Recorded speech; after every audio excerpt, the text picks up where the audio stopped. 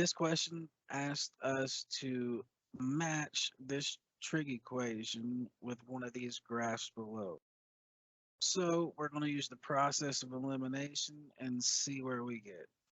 So let's start with our vertical shift, which tells us where our midline is. And let's go ahead and draw the midline on these.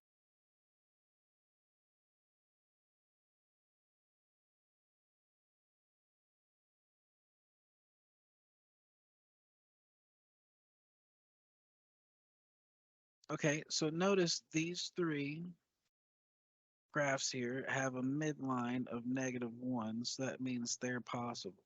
But notice if I draw the midline at -1 over here and over here, that these two graphs don't even lie on this midline. -1 is not the midline for these two graphs.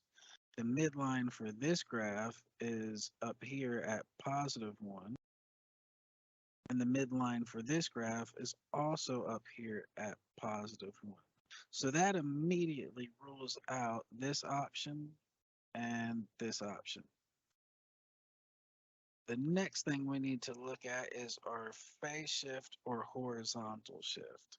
So this pi/3 right here tells us we're actually moving pi/3 units to the left.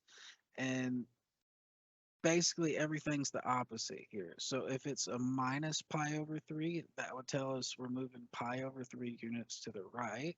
But since it's a positive, we're actually moving pi/3 units to the left. Okay, so let's identify the start point for all of these sine functions.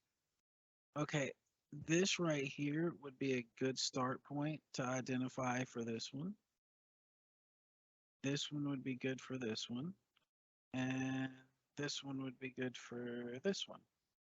Okay, so notice if this is our start point for this one, that it's actually had to be a negative in front because we're starting at our midline, moving to our minimum, and then going to our maximum.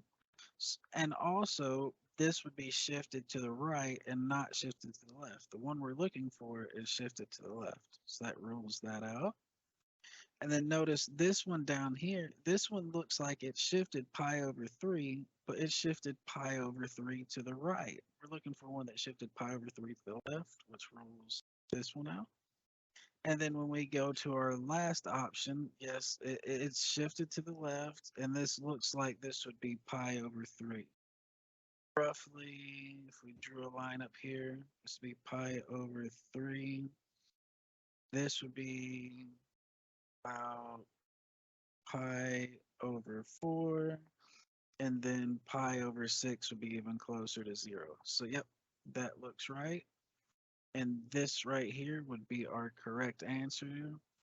So even if you didn't know exactly why this was the correct answer, you could still get there by process of elimination and ruling out all the other answers because they have something glaringly wrong.